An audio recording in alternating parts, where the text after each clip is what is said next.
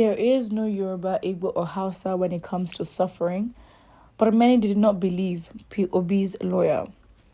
Michaelson, Honorable Esquire, one of the lawyers of Peter Obi at the presidential election petition court in Abuja, has stated that sufferings do not know any tribe or religion. The lawyer made the post on his official Twitter page on Tuesday while reacting to the fuel price increase. He said, "Some of you were told that there is no APC, PDP, or Labour Party, neither is there Yoruba, Hausa, or Igbo, or Tiv when it comes to suffering, but you all refuse to believe." Very interesting. And that's why I think it's really all about the thinking, because it starts from there in our minds. Because then when that is right, we can then make the right decisions. And what I personally think about the outcome of this election tribunal, I think it will not go anywhere. I don't know what the outcome is, but I know that it's not going to be in Peter Obi's favor. Not that he does not deserve it, or not that it is not right, or not that there is no evidence, but the system itself is already against him.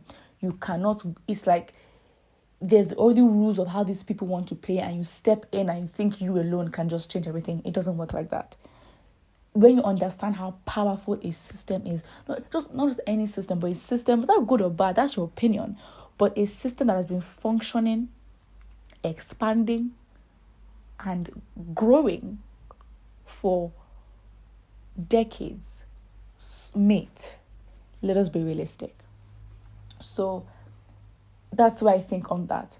I think Peter Obi, if he really wants to make impact, understanding the current circumstance of the country's in, his position, the circumstances of the people that follow him and that like him, the best thing that he can do is to reform the minds of the people with his influence, establish a kind of culture. He can't do it alone, but I think because of his respect, his influence, the lifestyle that he lives, right? He can literally just be an example. I think he's popular. Everyone say, let him just be an example. I think that's the best thing that he can do. He doesn't have to be president to make impact. I think that, look at his birthday celebration. He celebrated it at an IDP camp. That's fantastic. It's amazing, right? He's part of charities. He told people, don't give me presents. Go to the charity homes. Go to children's homes. Give, do all that. I think that if he keeps up with the support that he has, right, it's not even about politics. It's now the people changing. Because where we should aim to get to as a people is that when we get to elections, frankly speaking, we should not be arguing why someone like Tinubu and someone like Peter Obi should even be competing for the same position. That's where we need to be at as a people.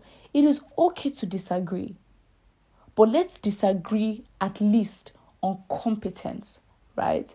Let the nation be divided because we've got two competent individuals and we are drilling them.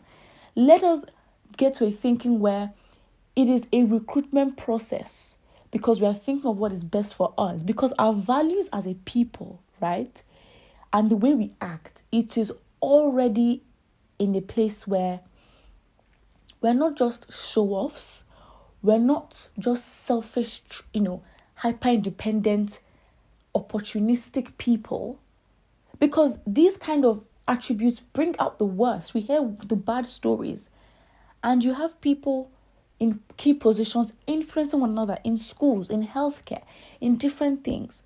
So I personally believe that, again, we've seen how that ripple effect has happened. And I think Peter Obi can basically start a new thinking movement where we avoid sentiment. We voting for somebody does not mean that we're doing them a favor. Like, mate, you're here to serve us, not us voting for you. Oh, so what will you do for me? That's not how it's meant to be. It's not a favor you're doing for someone to put them in office.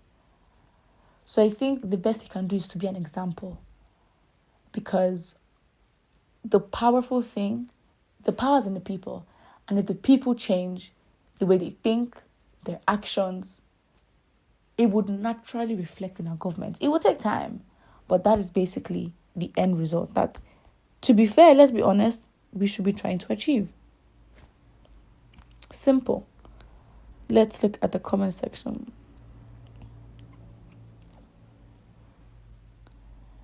Tinubu will reduce the fuel pump price for Yoruba and Hausa land and increase it for Igbos. Interesting, because obviously what this lawyer is saying is, there's no Yoruba or Hausa when it comes to suffering, but many did not believe. And it's very sad because it should be quite obvious to understand what he's saying, but it all goes to the thinking of the people. That shows that Obi can say, preach, say all the right things. If the people don't buy it, they don't buy it. For them to buy it, their minds must be in a place where they think in that direction, where they can easily, honestly, just think. I think that's where it is. So as I said, the best thing for Peter Obi to do is to literally just be an example. Don't fight anybody. Just be an example. And I think that is the highest chance of Nigerians even seeing any kind of change, especially within ourselves as a people first. Put what you think in the comment section below, and don't forget to like and subscribe.